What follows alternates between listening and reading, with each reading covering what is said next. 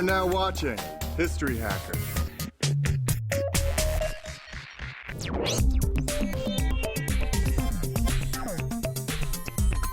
I'm Bre Pettis, and I make things. I'm a hacker. I take things apart, see how they work, and build something new. Now, I'm going to take apart some of history's greatest inventions and create a few of my own. Technology from the past, hacked from stuff out of my closet. This week, I'm hacking electricity. I'm headed back to the 19th century, when a clash between two brilliant inventors changed the world forever. I'm gonna learn how a generator works. Build one of my own from a bicycle. This is gonna work. Create a neon tube from scratch. Visit an MIT space lab. Parts of these are already in space. And send thousands of volts of electricity. Check it out. Through the air, wirelessly. But first, if you're gonna make things, you need a place to tinker. Your very own secret laboratory. And I've graduated from my tiny studio in Hell's Kitchen to the infinite workshop. Everything I need is here. Lots of light, plenty of power, and a clean surface to work on. And that's it. You don't need a bunch of fancy gear to make great things happen. All you need is what's in here. And to be honest, my imagination has become fixated on something lately. I've become completely obsessed with that. Check it. I can't get my mind off it. And neither could a couple of mad scientists from the late 19th century. You know this guy? His name's Thomas Edison. His greatest hits include the light bulb, the DC generator, the phonograph, and motion pictures. He was definitely touched by genius, and when you think of electricity, you probably think of Edison. But there's a flip side to the history of electricity, a man who today remains completely unknown to most people. The summer of 1856, in a small village in Croatia, at the stroke of midnight during a lightning storm, an inventor was born. So ahead of his time, he would be called everything, from wizard to madman. His name was Nikola Tesla. In 1884, Tesla made his way to New York City, armed only with a letter of recommendation and 4 cents in his pocket. His hero, Thomas Edison, hired him on the spot. Everything we use in our lives, from a particle accelerator to a waffle iron, depends upon what comes out of this outlet. Couldn't live without it if you tried. Well, you could probably live without it, but you wouldn't like it. Waffles are tasty. I'm sure you understand waffles, but do you understand electricity? Check it out. These are atoms, and these little guys orbiting around the center, those are called electrons. Electrical current is what happens when those electrons hop from atom to atom to atom, usually across something metal, like say a wire. As long as those electrons are moving, you've got juice. Most generators spin huge magnets that push electrons forward on their journey. And it's that motion that creates electricity. We've all heard the phrase AC/DC, and I'm not talking about the awesome rock band. It's a way to describe 2 different types of electrical flow: alternating current, AC, and direct current, DC. With direct current, all the electrons just go in one direction. With alternating current, all the electrons go back and forth and back and forth and back and forth.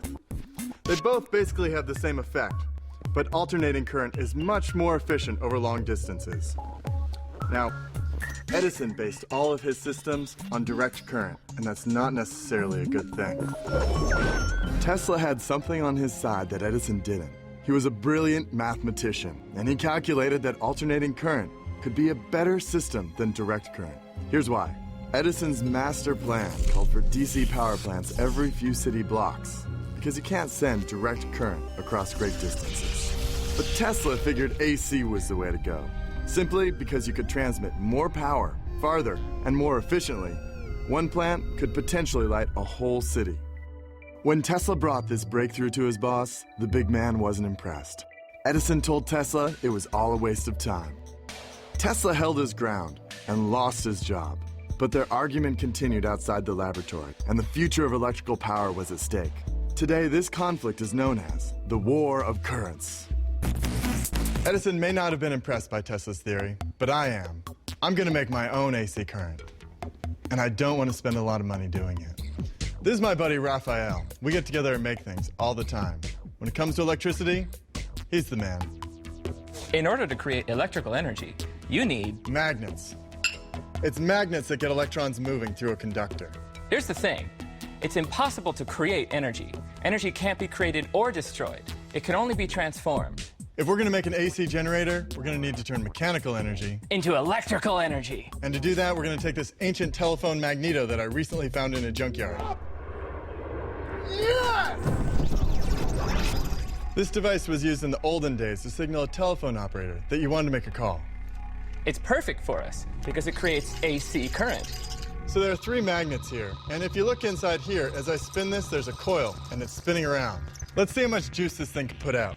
We're going to see if we can light up this LED. Okay, an LED only needs about 2 volts, so hopefully this will work. Oh yeah, it's blinking. The most dangerous thing we could think of was to charge up one of these high voltage capacitors. I found this capacitor in an old TV set. Now, a capacitor is kind of like a bucket, except instead of filling a bucket full of water, you fill it with electricity. He's hooking this up now, and as I'm spinning this, all this electricity is being poured in there, and it's just filling up. Okay, when I touch these 2 things together, you're gonna see why it's a bad idea. Okay, we've got a hand-powered generator here, and that's cool, but it just doesn't put out very much juice. I've got an awesome idea, but the current here just isn't strong enough for it. Most of our toys today require much more power. Check this out. Electricity! 1,000,000 pure volts of it! And it all comes from places like this. I'm on top of the Brooklyn Navy Yard's power plant. This is a private plant that sells juice to the city. The exhaust from these big boys is cleaner than the air in Brooklyn. The thing is, it would burn your lungs because it's 250 degrees. The digital readout confirms that this power plant is putting out more than 230 megawatts to New York City's power grid. That's like 230 million telephone magnetos. Enough juice to power 30 city blocks. Awesome. Let's break it down to basics. There are several ways to create electricity. One way is to turn water into steam with a nuclear reaction, which can get ugly. The second is to take outside air and combine it with natural gas to heat up water into steam at 2,000 degrees. The steam then spins this turbine, which then spins a bunch of giant electromagnets in the generator behind me. The generator then creates a magnetic field, and that creates electricity, which goes through the pipes in these boxes to the transformer, where the voltage is amplified to 138,000 volts, so that it can be moved down these pipes all the way to a tiny hole in your wall. Okay, last we heard, Edison and Tesla were locked in the war of currents. Both were using magnet generators to produce electricity, just like my vintage telephone magneto. But Tesla had come up with a better system. And now, it's my turn to take these old school Jennies to the next level. I've got free juice, but I can't be in the workshop all day cranking on that thing. And what's the use of free juice if I don't have something cool to power? The whole principle of a Jenny is to turn mechanical energy into electrical energy. What I need is a constant source of mechanical energy to really keep the juice flowing. For instance, this bicycle runs on mechanical energy. As I pedal, the power is transferred from my legs to the wheels, propelling me forward. The bike turns the energy stored in my leg muscles into motion. So why not use that energy for another purpose? I'm going to convert my bike into the Tesla-mobile. Because if you've got a bicycle, you've got a generator waiting to happen.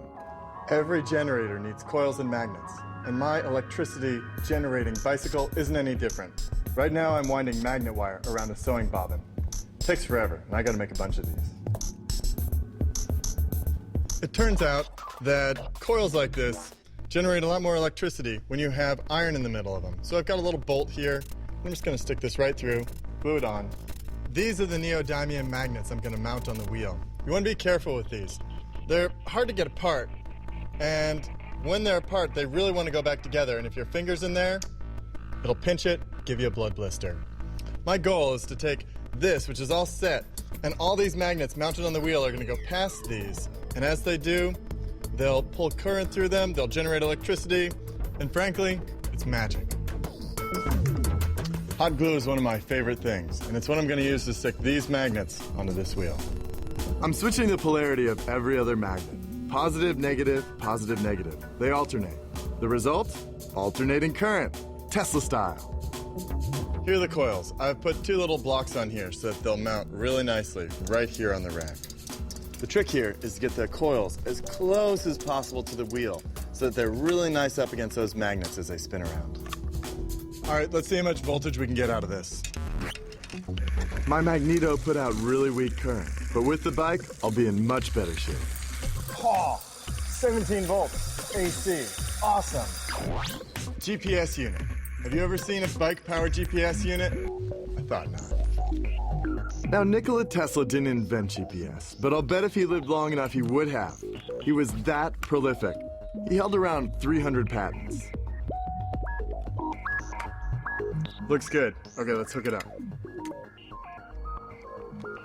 This thing is all sealed up, and I need to get some wires in there. So, let's get the razor blade out, make a little notch. Okay, we're good.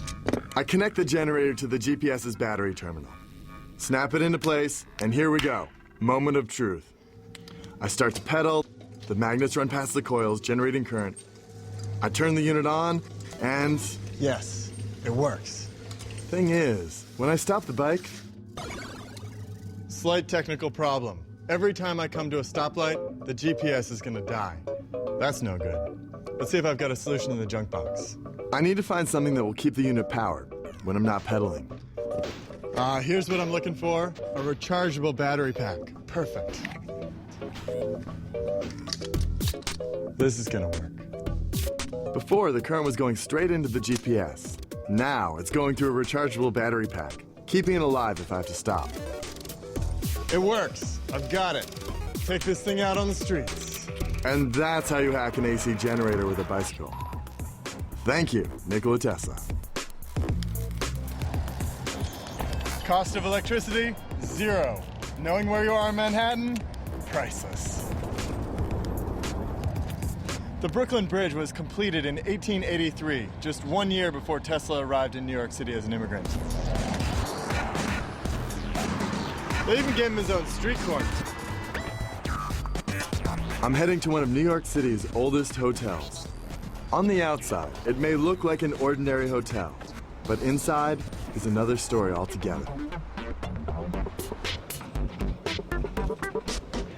I'm here at the New Yorker Hotel, and Joe here is the chief engineer.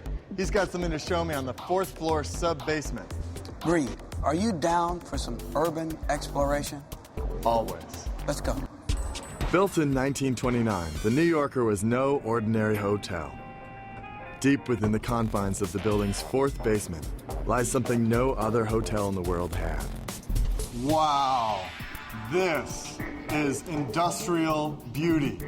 What is it? Well, Bre, this is a diesel-powered locomotive from 1929 that drove a generator that could power the whole building. A locomotive engine like this is a train? Yeah, this is a stationary version of a train engine. Okay, so show me some of the details. What do we have here? Well, what you have here is your camshaft, push rods, your rocker arms, and here's your fuel injector. You can actually pump the fuel injectors like this. And here's probably the biggest crankshaft you've seen in a while. Whoa! I could crawl in there. Nice. This is a giant engine. What did it power? This powered the DC generator that sent DC power throughout the building up until the late 60s. Okay, DC. The system is a DC generator. If Thomas Edison had had his way, every large building in Manhattan would need one of these things. How much energy we got here? About 350 kilowatt. It could power the lights and the elevators and the essential systems of the hotel. In 1965, the greater New York area completely blacked out.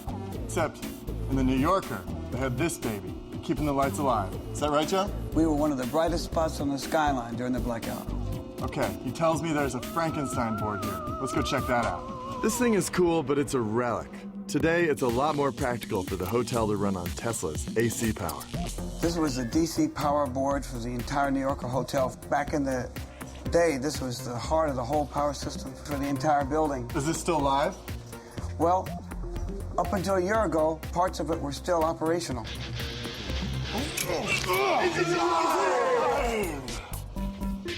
Yeah, you just turned on the elevators. So that was a DC generator, but there's a plaque with Tesla's name outside. What's that all about? Well, that's because Tesla lived here for 10 years on the 33rd floor. Why don't we go see his room? 33rd floor. Ah, Tesla was obsessed with the number 3. Legend has it, he would walk around a building 3 times before even going in. Yeah, he'd always have 9 napkins at every meal. He'd cut his food up into bites of numbers divisible by 3. Even the number of peas he served had to be divisible by 3. So if he got like 8 peas, he'd have to ask for a 9th. He'd probably just walk away from the table. Well, here we are, Bre, at Tesla's room, number 3327. Yep, perfectly divisible by 3. 1,109 times.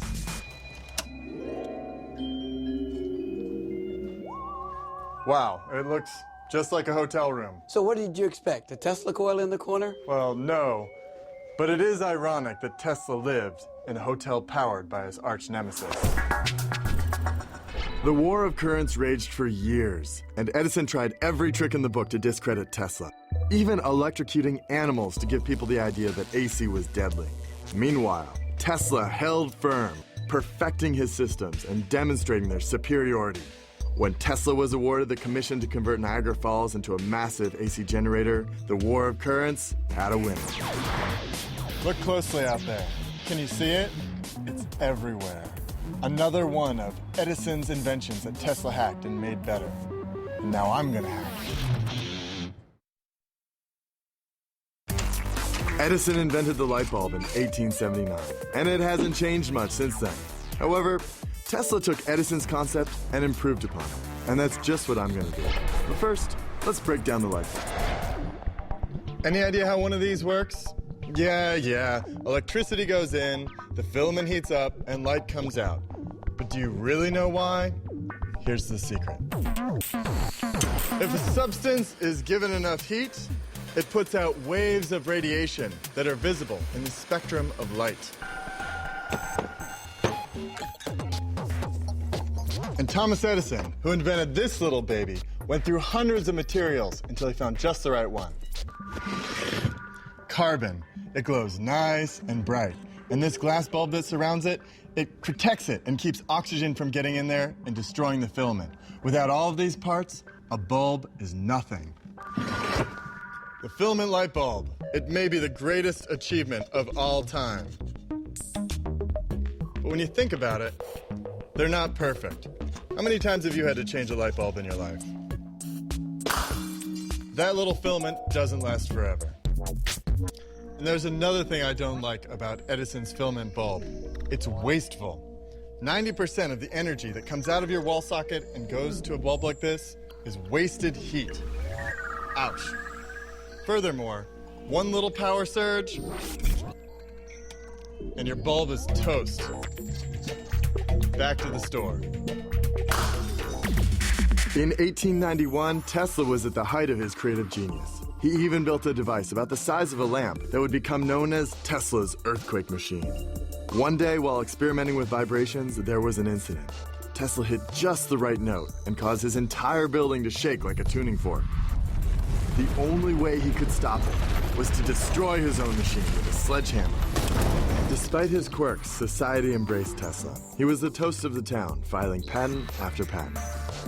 Without Tesla, there would be no wireless communication, no robotics, and more importantly, no television.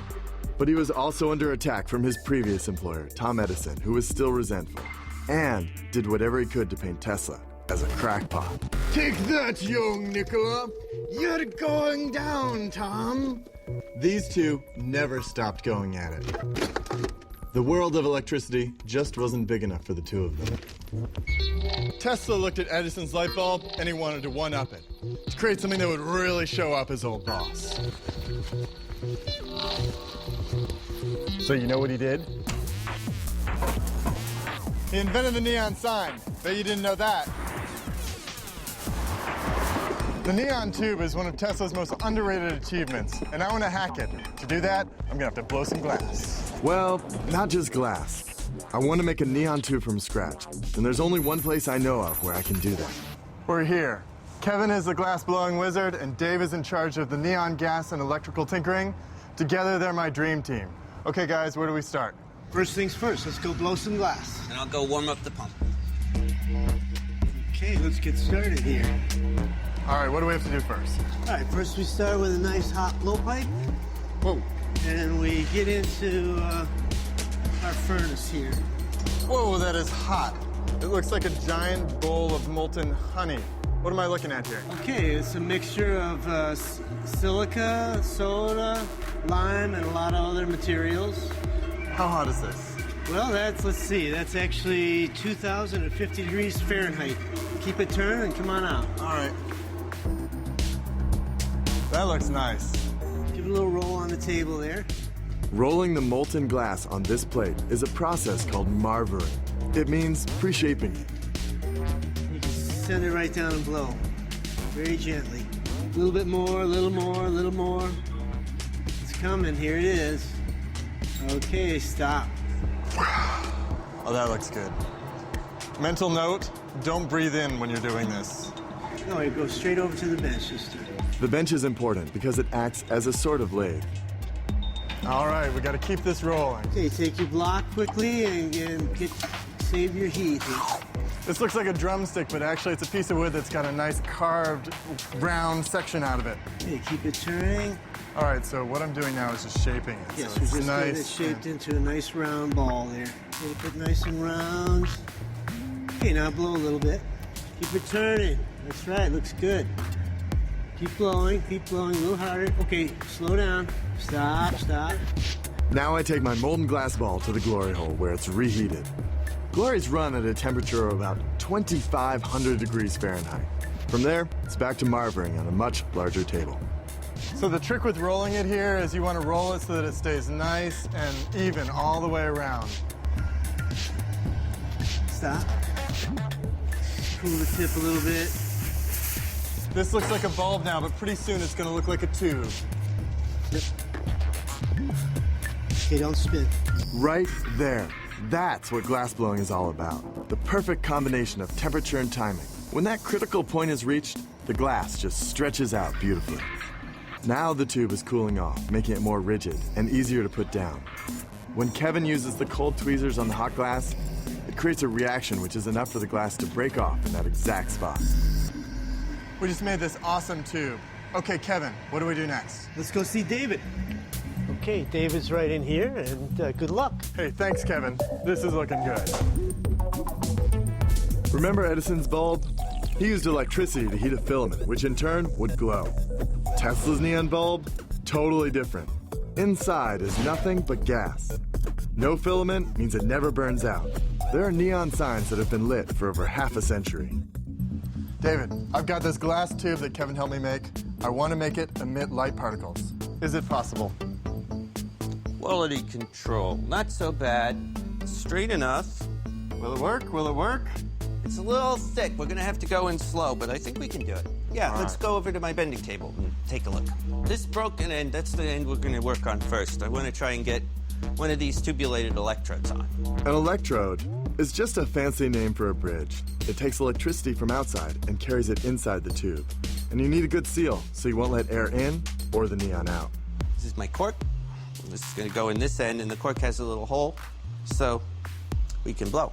The blow hose allows me to get control of the glass from the inside, using air pressure. Stops the soft glass from collapsing. What we're going to do is we're going to heat this right about here, and we're going to pull the glass off, and then we're going to blow hard and blow a bubble and make a nice place where we can make a seal. This will heat it really slow. We're just going to let it heat for a little while. It looks like it's kind of melting at the end. Kind of, but that's just kind of a sodium flare. Okay. You get that. That's telling us that we're getting close to the right temperature. Hey, we're starting to melt. I think we're ready to rock and roll here. All right, let's do it. Here we go. Okay, so now I'm going to really fire it up. Make sure you have your blow hose in your mouth, always. Oh, Try and keep it rotated in the same place. it's starting to melt. Okay, here we Okay, go. go. Hang on there. Go. There you go. Oh, beautiful, beautiful. Wow. The best part about this Nice job. is that even today, the process hasn't changed from when Tesla was around. It's still an art form. So you're going to go right back in there. Nice. Blow out a little bit. Gently blow. Okay, now go back in. Heat that whole area. Don't blow. Keep your mouth open. That's what I do. So you don't blow by mistake. And never blow when the torch is on. Right. Take your torch away and blow. Blow hard. Hard, hard, hard. Excellent. Now break it. Ah! You're a natural. That was awesome. Okay, next I knock some of the glass off, and I have a clean, thin wall to attach the electrodes to. It'll be easier that way. Now don't touch it together until you want to get that hot too. There you go. Beautiful. Now you see you're not straight. You have to, there you go. See where you are? Beautiful. Keep heating. Okay, now stick it together. Beautiful. Take the fire away. Blow. Blowing pushes the glass out, creating a tight seal against the electrode. Okay, now take your torch away. Don't blow. And you got it. Excellent. That's beautiful. So this started out as just a ball of molten glass, and then we stretched it out, turned it into a tube, and now we've attached cathodes onto it. It's my first neon tube. This is so fantastic. What's next? Let's light it up. You got it. It's not a neon tube yet until we put neon in it. Okay. Take it over to the pumping table. Okay, we've got this tube all hooked up to the electrodes, but before we charge it, we want to suck almost all of the New York City air out of it and then send a charge to it. This will purify it. We need to get it really hot. In fact, about 450 degrees. High voltage should really only be used by people who know what they're doing. With enough voltage, you can even make ordinary air glow. Just think of it as a mini lightning storm in a tube. Doing this also cleans the tube and makes a vacuum possible. A little more juice. When I stare at it, it kind of shimmers. All right, so that is completely cleaned out. Now, what can we put in it? Well, Bre, we could either use neon gas or argon gas. Tesla used neon in the 1893 World's Fair and wowed the world with this non-filament lighting technology. Let's use neon. Great idea. So what I want you to do is close the main Okay. and let the neon gas in very slowly until your manometer rises up to about 10. 4, 5, 6, 7, 8, 9, 10. Perfect. And let's just clear and give it a quick test. Excellent. Awesome! Now that looks good. Pure neon glows red-orange, but you can get other colors by using different mixtures of gas. Now, because we're still in a vacuum, there's no problem just to heat the tube and seal it off. It's all done. Let's light it up. Little known fact, Tesla's neon tube is 10 times as efficient as Edison's filament bulb. Even today, it's twice as efficient as LEDs. So efficient, it's in your laptop. Okay. Tesla invented it. I made it. This is beautiful. And it gives me an idea. And it's gonna be awesome. I've decided I need to make 40 more of these. So I go back to Kevin, and we blow a whole bunch of tubes, which I bring back to David, and he helps me rig them up with electrodes. You probably think I'm crazy. I know those guys do. But what I've got in this box holds the key to one of Tesla's most underappreciated discoveries. It's so mind-blowing, it can only be described as pure freaking magic.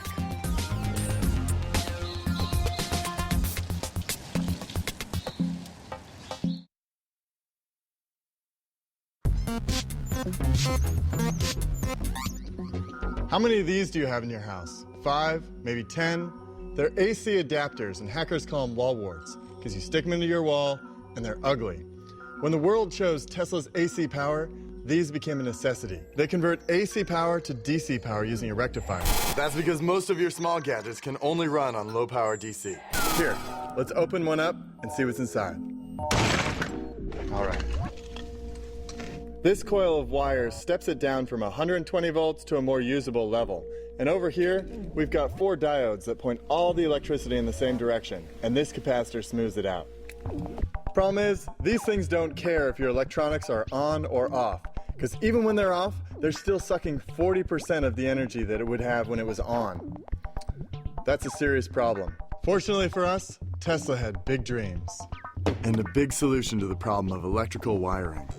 With the money from his many patents, he moved to Colorado Springs, and there, in the shadow of the Rocky Mountains, in a secret lab surrounded by a security fence, he would embark on his most ambitious project to date: wireless electricity. Tesla imagined a future where power could be sent through the air without any need for wires. At the heart of this project was the electrical super amplifier known today as the Tesla coil. You've probably seen one of these before in a monster movie. No evil mad scientist laboratory is complete without one.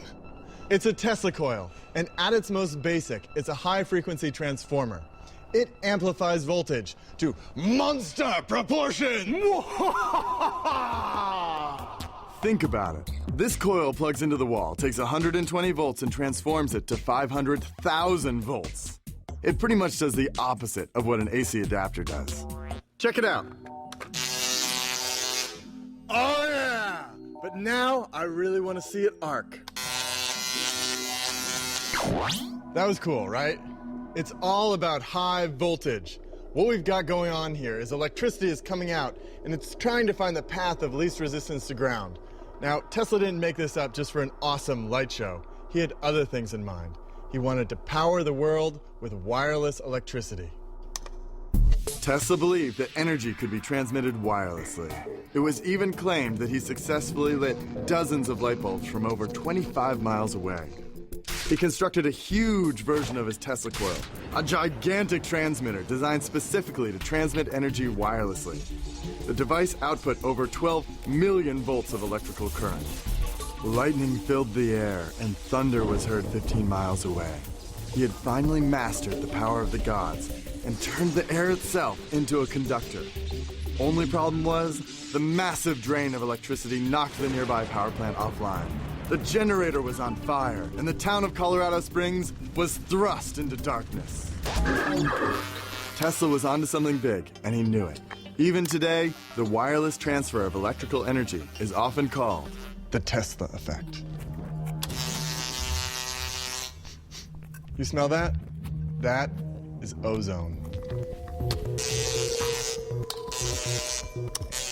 Tesla figured out that a super powerful Tesla coil could use the air as a conductor, which meant we would never need another wire. Don't try this at home. And look at us, it's a century later, and we're still plugging bricks into the wall. Do me a favor though, in the meantime, when you're not using your stuff, unplug them. It'll save you money, and it's the green thing to do. Tesla never finished his work on wireless electricity. When he set out to build the world's largest Tesla coil on Long Island in New York, his project was cut short when his investors backed out. Without funding, the work halted and the metal from Tesla's dream was melted down into scrap. Would this giant Tesla coil have worked, providing the world with free wireless electricity? We may never know.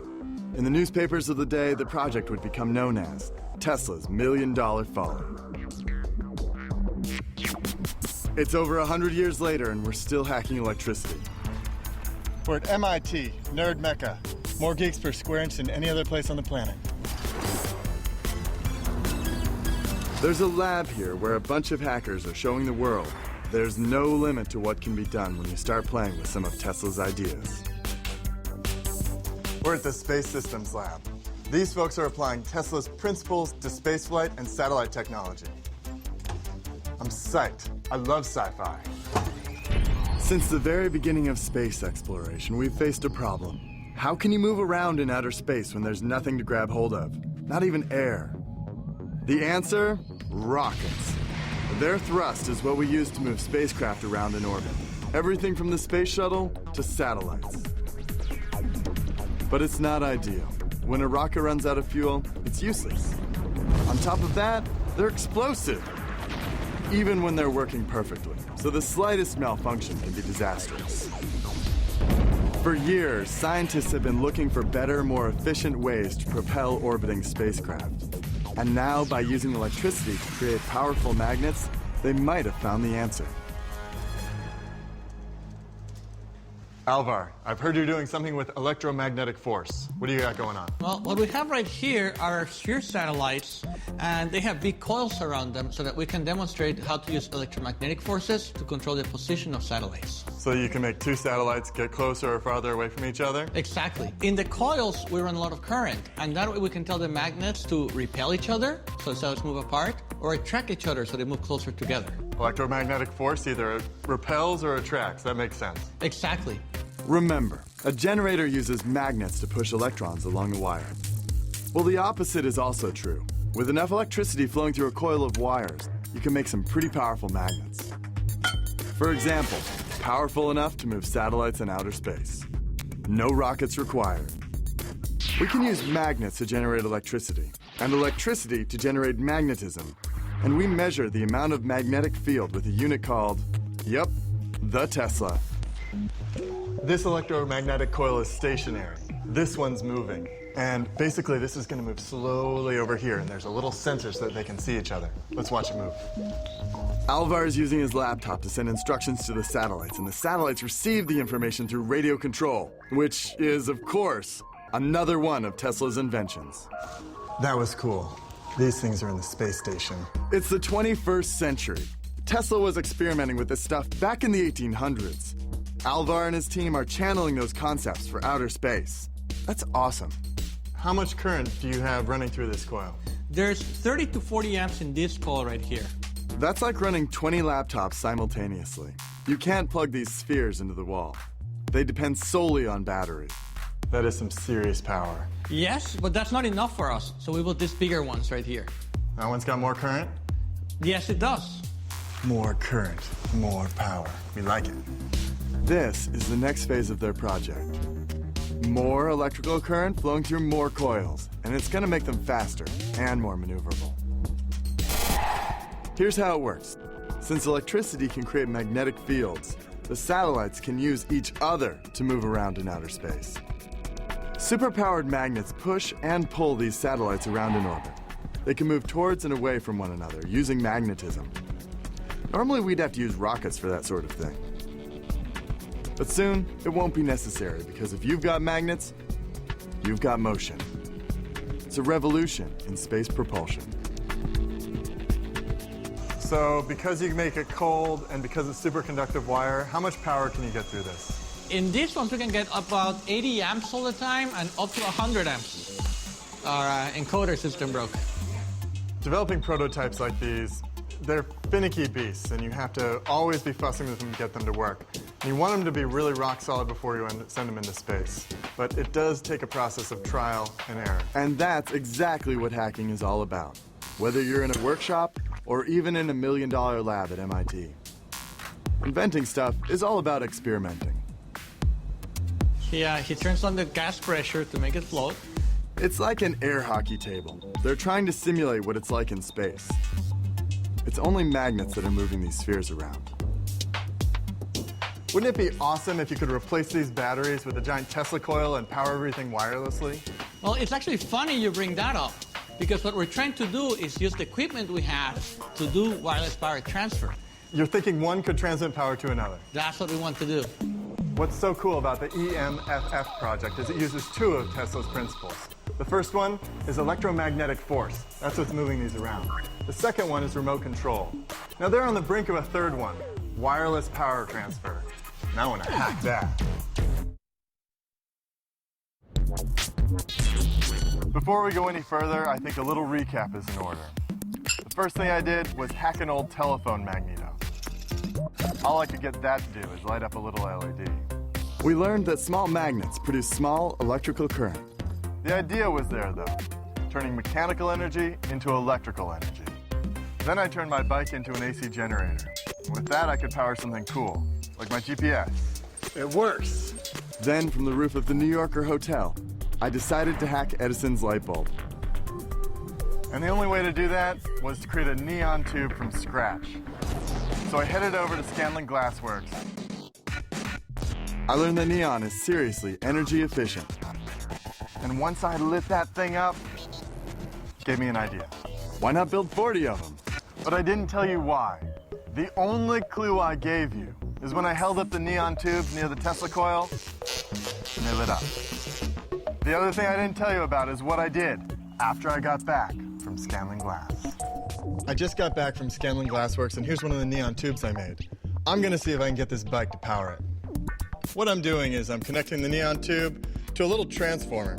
This is actually meant for like car underlighting or something like that, but we'll see if it works for this purpose. Okay, it's all hooked up. Let's test this thing out. Fingers crossed, let's see if it works.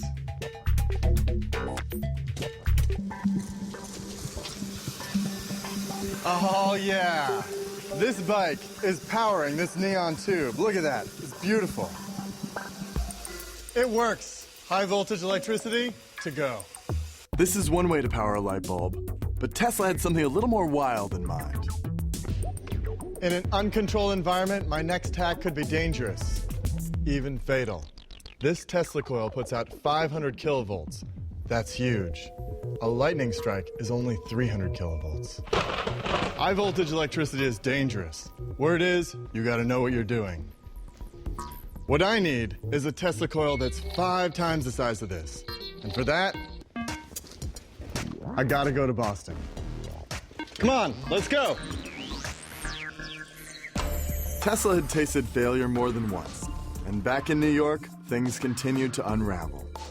His experiments grew more and more obscure. Devices like the death ray, the anti-gravity device, and time travel. The high society that had embraced him early on was now turning its back on the great man.